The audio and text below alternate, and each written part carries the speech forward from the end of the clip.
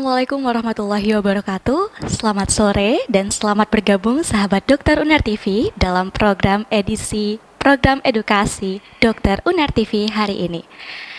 Spesial kegiatan kali ini kita berkolaborasi bersama Perhimpunan Onkologi Indonesia cabang Surabaya dalam rangka World Cancer Day tahun 2024. Hari ini, sahabat Dokter Uner TV, kita akan membahas sebuah topik hangat yang bisa menambah ilmu baru untuk sahabat Dokter Uner TV semuanya nih. Topik yang akan kita bahas berkaitan dengan pentingnya pemeriksaan patologi anatomi dalam diagnosis tumor dan kanker. Namun sebelum kita membahas lebih lanjut, bagaimana nih kabar sahabat Dokter Uner TV semuanya? Semoga sehat dan bahagia selalu ya. Oke, sepertinya ada yang terlewatkan nih. Perkenalkan, saya Kartika Devina Putri sebagai moderator dan host yang akan memandu acara kegiatan kita kali ini. Tentunya saya tidak akan sendiri membahas topik kita kali ini. Saya hari ini ditemani dengan narasumber yang sudah ahli di bidang patologi anatomi dan merupakan dokter di RSUD Dr. Sutomo serta dosen pengajar di Departemen Patologi Anatomi Fakultas Kedokteran Universitas Airlangga. Kita bersama Dr. Dia Fauzia, spesialis patologi anatomi. Selamat sore, dokter. Selamat sore, Kartika. Bagaimana kabarnya hari ini, dokter? Alhamdulillah baik. Alhamdulillah. Gimana Kartika kabarnya? Alhamdulillah baik juga, dokter. Sekarang kesibukannya apa nih, dokter? Ya, seperti biasa, saya dosen di FK UNER dan juga sebagai dokter spesialis patologi anatomi konsultan di RSUD Dr. Sutomo. Oke, dokter. Semuanya berjalan lancar ya, dokter ya? Alhamdulillah. Alhamdulillah. Baik, dokter. Seperti yang sudah kita bilang kepada teman-teman semua, pada sahabat Dokter Uner TV semuanya, kita akan mengetahui terlebih dahulu terkait dengan patologi anatomi nih, dokter. Pemeriksaan patologi anatomi. Khususnya seperti yang kita ketahui bahwa kasus kanker dan tumor itu sekarang semakin meningkat nih, dokter. Iya, betul. Dan banyak masyarakat yang belum mengetahui bagaimana sih sebenarnya gejala-gejala dan pemeriksaan yang harus mereka hadapi. Ya. Namun sepertinya banyak juga masyarakat yang belum mengetahui apa sih sebenarnya pemeriksaan patologi anatomi itu.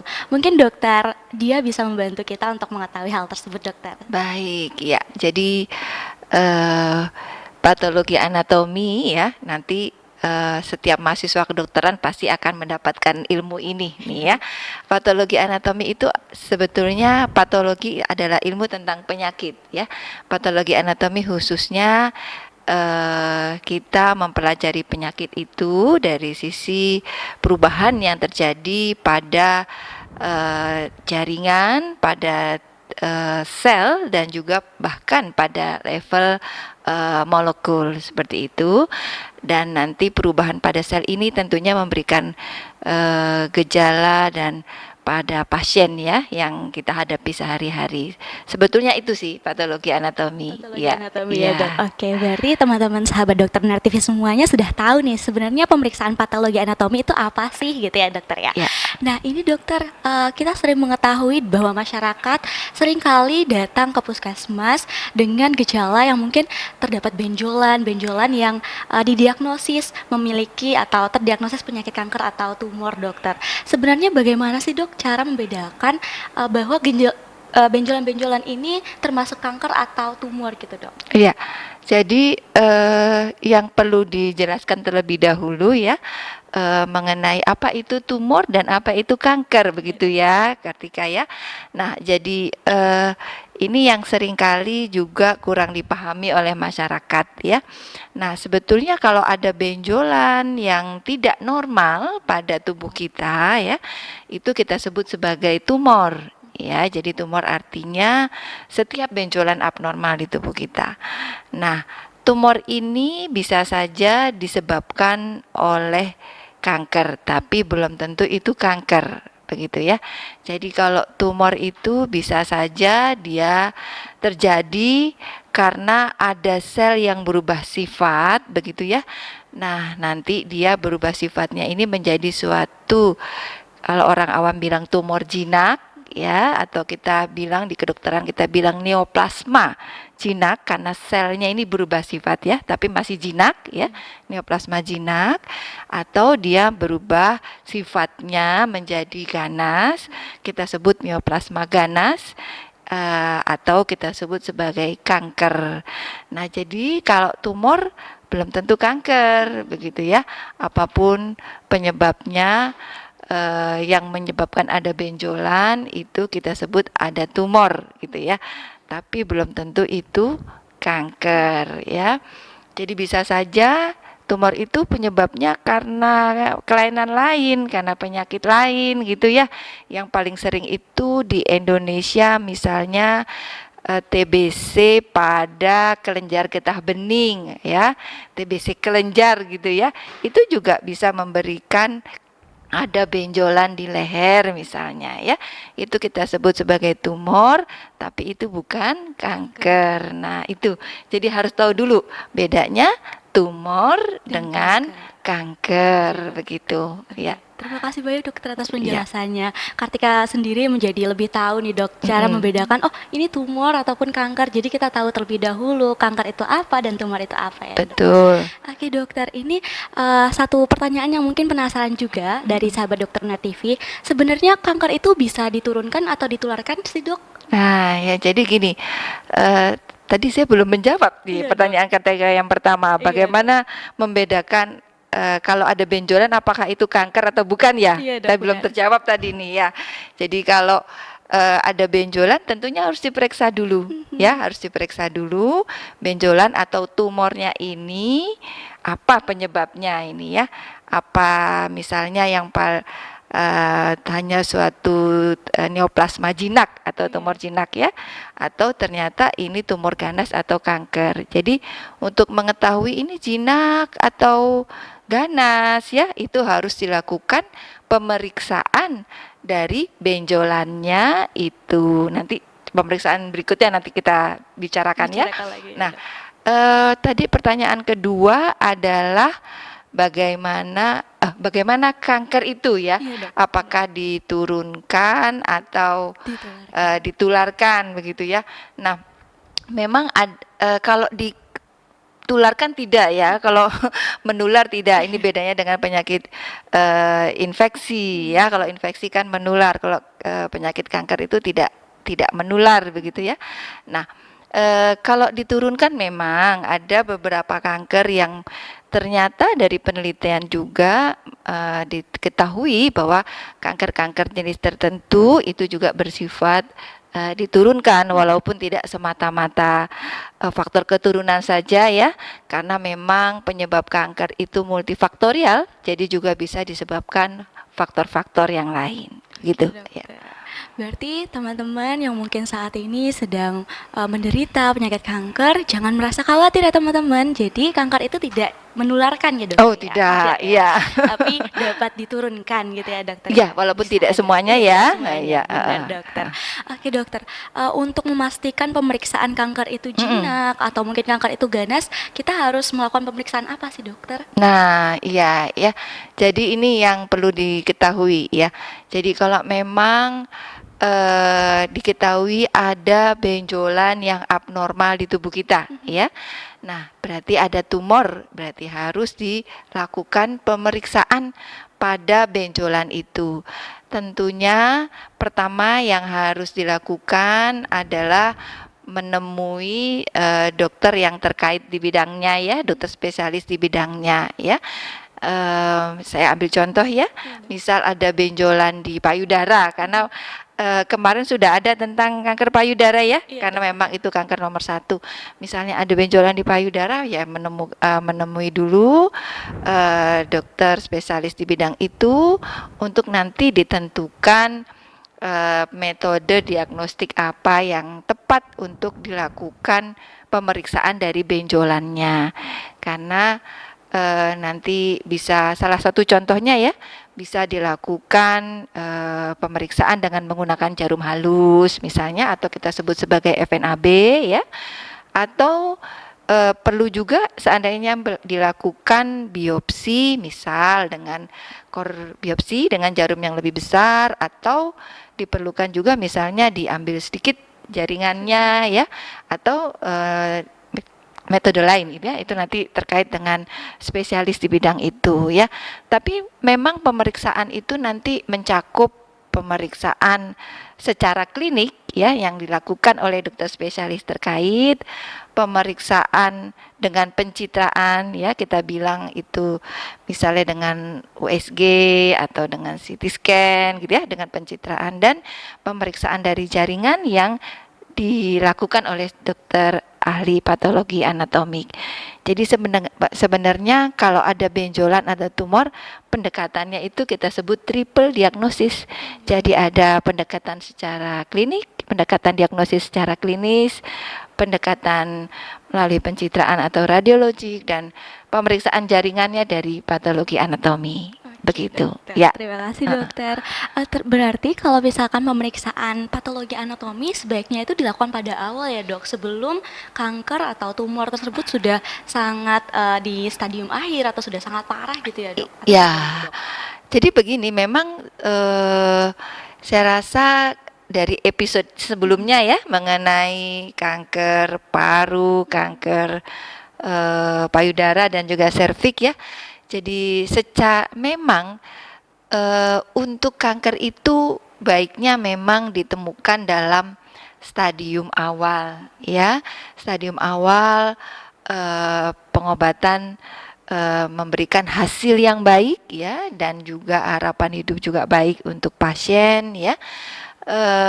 Namun memang tidak semua mudah ditemukan di stadium awal gitu ya. Jadi memang pemeriksaan patologi ini untuk menegakkan diagnosis suatu benjolan, apakah tumor jinak atau tumor ganas atau kanker, sebetulnya bisa dilakukan pada berbagai tahapan ya. Maksud saya, kalau pasien datang dalam stadium awal sangat baik. Tapi kalau stadiumnya lanjut tetap diperlukan terapi, juga memerlukan pemeriksaan patologi anatomi sebagai dasar dari terapi yang akan diberikan, begitu. Oke dokter, berarti walaupun misalkan sudah lama misalkan gejala-gejala tersebut ada, tapi baru datang kepada dokter, patologi anatomi ini menjadi salah satu pemeriksaan yang menjadi awal gitu ya dok. Kita bakalan melakukan terapi seperti apa, seperti itu ya dok? Iya, jadi bisa dikatakan sebagai dasar ya, Iya, dok. sebagai dasar untuk pemilihan terapi pada pasien kanker ya. Apalagi saat ini beberapa kanker ini sudah sangat berkembang sekali pengobatannya ya. Kita mengenal saat ini tidak hanya kemoterapi biasa yang dulu-dulu ya, tapi juga ada yang disebut sebagai targeted terapi ya, yang memang pemeriksaan patologi anatominya itu harus sampai ke level molekuler ya untuk dapat dilakukan, untuk dapat diberikan targeted terapi ya. Yang dimaksud targeted terapi itu seperti kita menjahitkan baju ya, ukurannya tidak sama persis ya. Jadi satu pasien dengan pasien lain, perubahan molekuler apa yang terjadi itu diperiksa secara patologi anatomi untuk nanti ditentukan terapi yang tepat. Bahkan juga menjadi dasar juga untuk pemberian terapi yang lebih canggih lagi, yang lebih berkembang lagi ya. Saat ini ada yang namanya imunoterapi nih. Nah, itu juga harus ada dasarnya ya. Jadi ada pemeriksaan patologi anatomi dulu. Apakah pasien-pasien ini bisa diberikan terapi-terapi tertentu untuk kankernya, begitu. Oke dokter, misalkan masyarakat yang menderita atau memiliki gejala bentolan atau benjolan-benjolan seperti itu ya dok, kemudian melakukan pemeriksaan ke puskesmas, nanti prosedurnya akan seperti apa ya dok? Jadi bisa menjadi wejangan juga untuk sahabat dokter ya. Karena memang di era BPJS ini pasien mesti ke puskesmas dulu ya. Ya betul. Baik sekali. Jadi memang biasanya nanti dari puskesmas akan ada rujukan ya. Kalau memang itu dari dokter di puskesmas menemukan bahwa ini ada benjolan yang tidak normal, ya biasanya akan dirujuk ke vaskes yang lebih tinggi ya, untuk selanjutnya dilakukan pemeriksaan oleh spesialis yang terkait begitu ya, tergantung di organ mana ini benjolannya itu ada begitu. Oke Ya. dokter. Untuk pemeriksaan patologi anatomi sendiri dokter Mm-mm. biasanya Mm-mm. kalau sejauh dokter menangani pasien-pasien Mm-mm. itu yang sering mendapatkan pemeriksaan patologi anatomi itu jenis kankernya itu seperti apa ya dok? Oh Paling ya banyak. ya ya. Jadi memang kita ini melakukan pemeriksaan semua organ ya, dari kepala sampai kaki ya, walaupun untuk saat ini ya memang yang kasus paling sering yang kita periksa ya, yang angkanya tinggi adalah kanker payudara ya memang, dan juga kanker paru juga itu tinggi ya, dan juga kanker serviks ya, kanker kolorektal itu juga termasuk yang sering kasusnya kita jumpai di rumah sakit begitu ya, yang banyak ya. Paling banyak. Juga kanker-kanker pada usia dini pada anak-anak juga cukup sering ya. Oh Ya. iya dokter. Ketika kita sudah melakukan pemeriksaan seperti itu dok, banyak kan masyarakat itu merasa khawatir gitu dok. Nanti hasil pemeriksaannya akan seperti apa? Kira-kira itu bagaimana ya dok menangani atau memberikan edukasi kepada pasien, teman-teman masyarakat yang ketika sudah memberanikan diri untuk Iya. melakukan pemeriksaan dan menunggu hasil gitu. Iya, jadi memang yang sering terjadi di masyarakat itu takut untuk periksa ya, takut untuk periksa, ada benjolan gitu ya. Kalau disuruh periksa, seringkali yang terpikir adalah nanti ketahuan kalau ini tumor ganas gitu ya. Nah ini nih yang harus diedukasi ya, yang harus diedukasi bahwa benjolan itu ya memang harus diperiksa, karena kalau tidak diperiksa bagaimana ngobatinnya? Iya Iya benar kan? dokter. Ngobatinnya gimana kalau nggak diperiksa? Nggak tahu ya. Ternyata udah takut-takut, ternyata tumor jinak. Iya, Rugi dong, dokter, takut, rugi. khawatir nggak bisa tidur ya. Iya. Nah, jadi kalau memang ada benjolan ya harus diperiksa. Nanti ya memang butuh waktu ya untuk pemeriksaan jaringan itu, biasanya butuh beberapa hari gitu. Kalau jaringannya di biopsi misalnya gitu ya. Nah, mungkin yang sering menjadi kekhawatiran masyarakat awam ini ya adalah kalau suatu kanker di biopsi, nanti dia menyebar gitu ya. dokter, Itu benar. sering seperti itu ya. Benar, dokter. Betul ya? Banyak banget Ya. surveinya, dok. Ya, memang itu menjadi kekhawatiran di banyak masyarakat.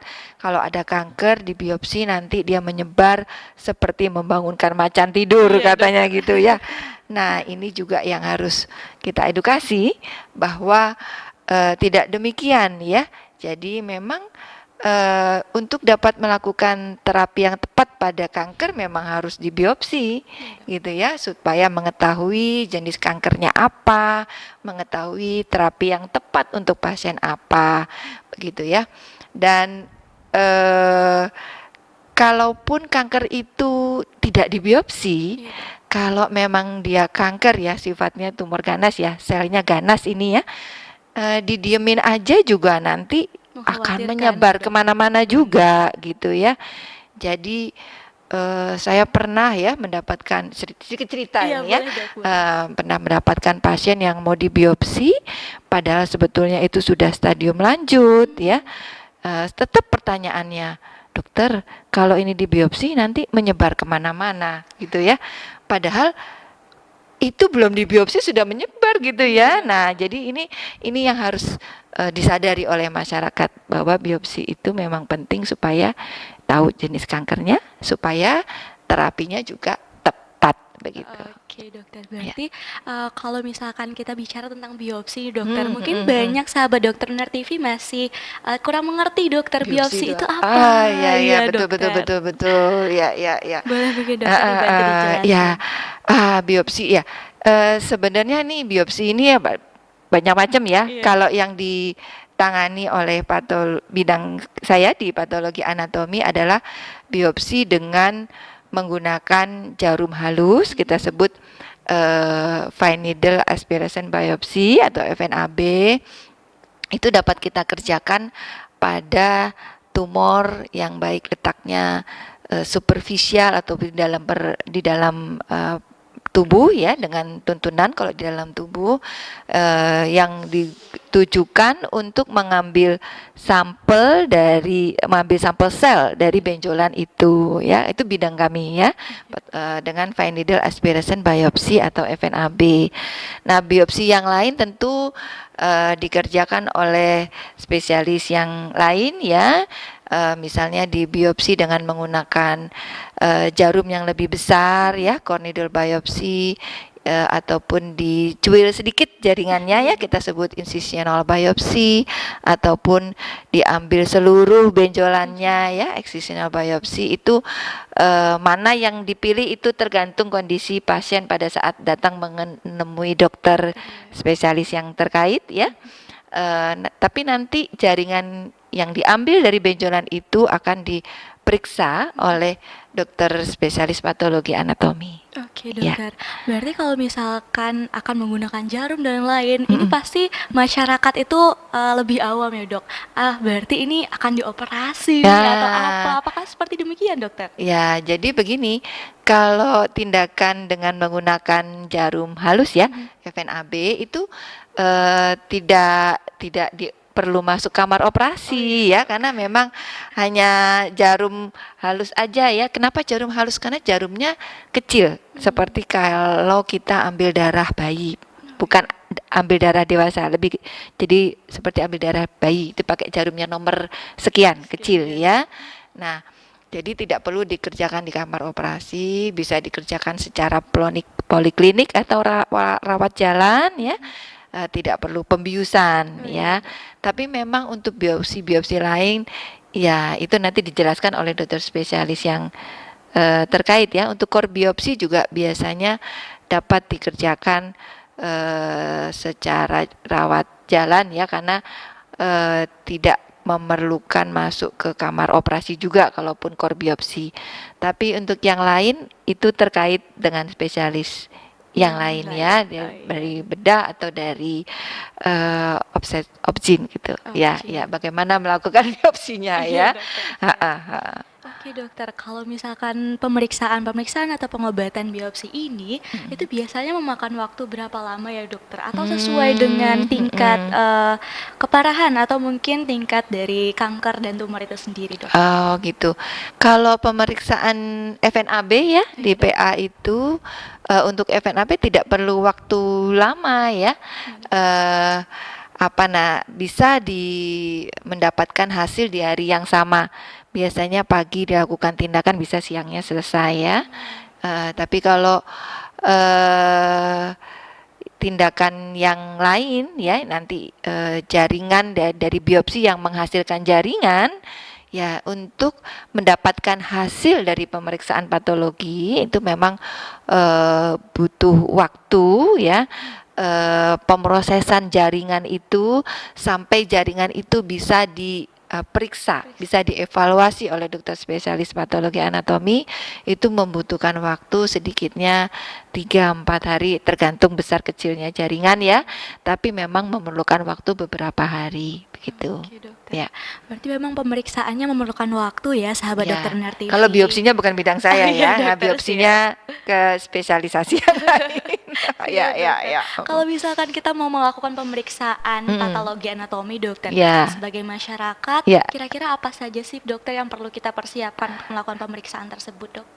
Ya, sebetulnya kalau untuk tindakan biopsi dengan jarum halus ya, dengan FNAB itu tidak ada persiapan khusus ya, karena bisa dilaksanakan secara poliklinik ya, secara rawat jalan. Jadi tidak ada persiapan khusus ya. Namun untuk FNAB yang dikerjakan pada tumor-tumor yang letaknya di dalam lokasinya di dalam rongga tubuh ya, misal di paru ataupun di abdomen, di perut gitu ya, memang memerlukan pemeriksaan bahwa darahnya pasien ini baik gitu ya. Ada beberapa sedikit pemeriksaan untuk itu, tapi pemeriksaan itu cepat, maksud saya tindakan FNAB-nya itu cepat ya, tidak lama gitu ya. kalau tindakan biopsinya itu tergantung masing-masing bagaimana kesulitan kasusnya ya. Tapi untuk hasil pemeriksaan PA-nya ya butuh waktu beberapa hari itu. Oke Ya. dokter, siap. Oke dokter, ini ada beberapa pertanyaan mungkin dokter yang menjadi rasa penasaran dari masyarakat juga dokter, terkait dengan pemeriksaan patologi anatomi sendiri dokter. Ya. Ketika kita sudah merasakan ada gejala benjolan misalkan dokter, selain gejala-gejala ini, kira-kira apa lagi dokter yang bisa menjadi landasan, oh berarti kita harus melakukan pemeriksaan patologi anatomi nih ke dokter gitu dok? Begitu. Ya. Jadi memang untuk pemeriksaan PA ini biasanya pasien memang harus ke dokter spesialis yang lain dulu ya. Jadi nanti dilakukan dulu pemeriksaan klinik pada pasien, misalnya perlu ke dokter spesialis obgyn dulu ya, atau ke spesialis bedah dulu begitu ya, atau ke spesialis penyakit dalam gitu ya. Nanti baru dirujuk untuk dilakukan pemeriksaan patologi anatomi karena ada benjolan yang dirasakan oleh pasien begitu ya. Tapi tidak hanya sebetulnya pemeriksaan ini tidak hanya ditujukan, pemeriksaan PA ya, tidak hanya ditujukan untuk kalau ada benjolan saja gitu ya. Pemeriksaan pemeriksaan pap smear sebagai contoh ya, itu adalah salah satu pemeriksaan yang dikerjakan oleh patologi anatomi ya, untuk mengevaluasi sel-selnya ya. Nah, salah satu tujuannya adalah sebagai deteksi dini ya, deteksi dini untuk kanker leher rahim atau serviks gitu ya. Jadi tidak perlu menunggu ada keluhan ya. Misalnya yang terkait dengan rahim gitu ya, tidak menunggu ada keluhan, ya rutin saja, misalnya setiap setahun sekali melakukan pemeriksaan pap smear secara rutin misalnya itu ya. Pemeriksaan pap smear-nya memang merupakan bagian dari pemeriksaan di bidang patologi anatomi. Oke dokter, berarti pemeriksaan seperti itu merupakan salah satu pemeriksaan yang umum ya dok, dan boleh gitu ya dok setiap? Oh ya pasti ya, ya. Dok. Berarti kalau misalkan kita sudah melakukan pemeriksaan seperti itu, menjadi salah satu langkah kita ya dok, apakah kita bisa mendeteksi terlebih dahulu gitu ya, dan mencegah kanker atau tumor ini? Ya, ya betul. Ya. Berbicara terkait dengan kanker dan tumor ya dok, kita sudah berbicara terkait dengan pemeriksaan patologi anatomi. Mungkin dari dokter sendiri dok, bagaimana cara kita sebagai masyarakat agar bisa terhindar atau mungkin mencegah lah bagaimana penyakit kanker atau tumor ini dok? Iya. Jadi ya saya rasa mungkin terdengar klise ya, semua dokter ini pasti pesennya hidup sehat gitu ya. Ya tapi memang demikian ya. Jadi ya kalau kita mau mencegah kanker ya memang pola hidup kita harus diperbaiki ya, harus pola hidup yang sehat gitu ya, dan juga lakukan pemeriksaan untuk mendeteksi dini ya. Sekarang ini antara lain tadi ya, kita mau mencegah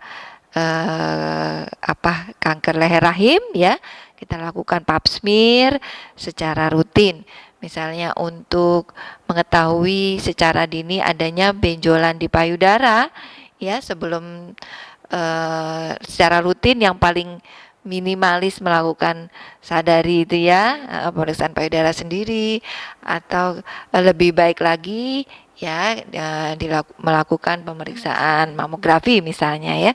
Jadi sekali lagi menghindari kanker atau mencegah kanker ya, terdengar klise tapi pola hidup sehat itu pasti.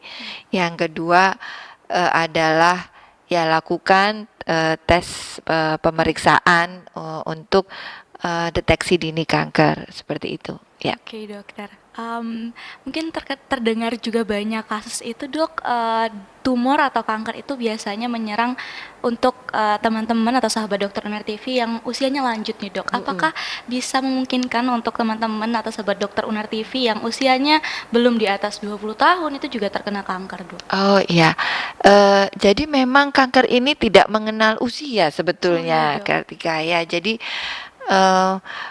enggak mengenal usia ya, jadi mau usia anak-anak juga banyak ya angka kankernya ya. Jadi memang jenisnya saja yang berbeda ya.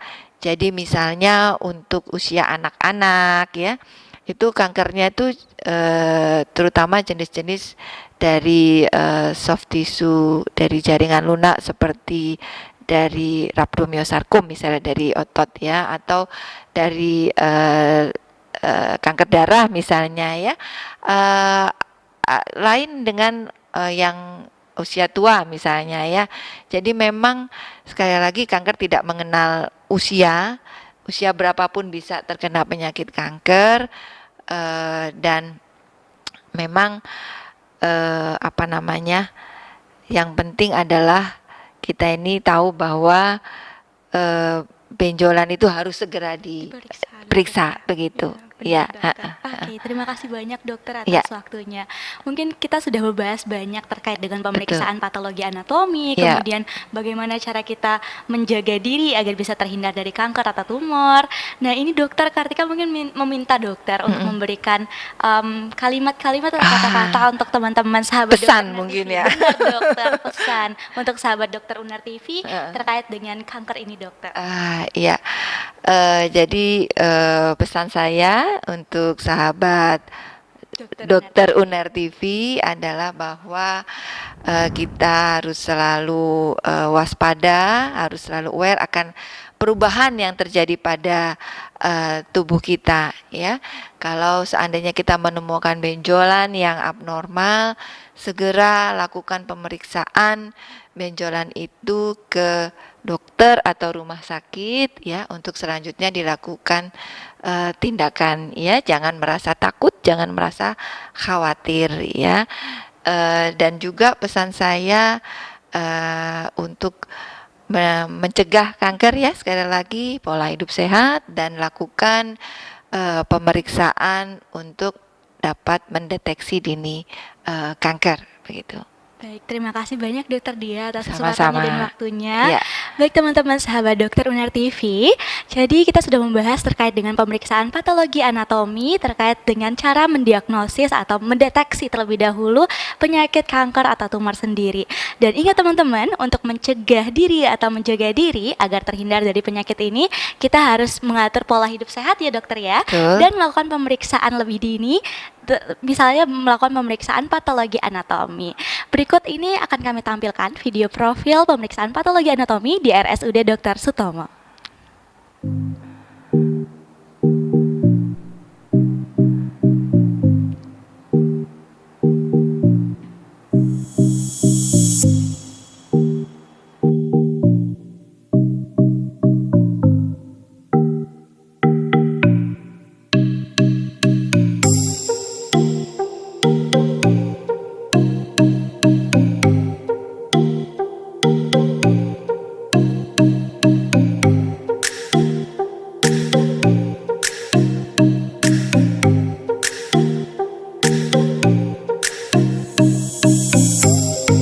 Sel ini biopsi FNAB tadi ya, ada benjolan di leher, kita lakukan pemeriksaan dari benjolannya ya. Ini bahkan ada benjolan di paru ya, ini bisa dilakukan FNAB juga ya, dengan jarum halus ya. Benjolannya ini juga tidak teraba, jadi dituntun juga dengan USG atau dengan CT scan. Nah, ini gambaran yang diperiksa oleh dokter spesialis PA ya, selnya begitu ya. Nah, ini pemeriksaan yang dilakukan. Imunohistokimia ini adalah untuk melihat level molekuler ya, level protein yang ada di sel, perubahannya apa yang nanti di sini dari yang kita periksa di sini kita bisa menentukan kanker dengan lebih tepat jenisnya. Juga selain itu yang penting lagi menentukan terapi yang paling tepat untuk pasien ya, mau diberi kemo apa gitu ya. Ini alat yang kita melakukan pemeriksaan ini ya, imunofluorescence misalnya, ini untuk kelainan di ginjal ya, penyakit-penyakit ginjal, juga tadi ada untuk alat PCR tadi ya, untuk melakukan pemeriksaan di level molekul apakah ada mutasi pada gen tertentu, nanti untuk dilakukan untuk memilih terapi yang tepat pada pasien ya.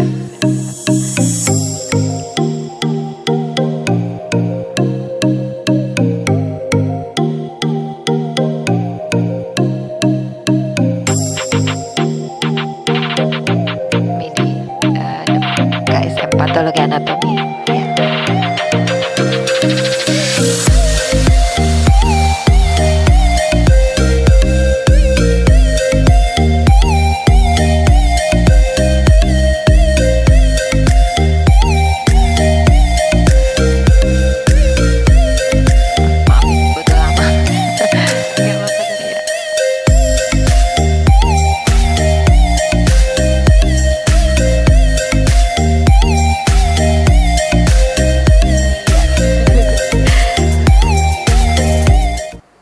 Baik, terima kasih banyak Dokter Dia atas waktunya dan ilmunya hari ini. Sama-sama. Semoga semua sahabat Dokter Uner TV bisa memahami dan juga mendapatkan ilmu yang baru gitu ya dokter, terkait pemeriksaan patologi anatomi.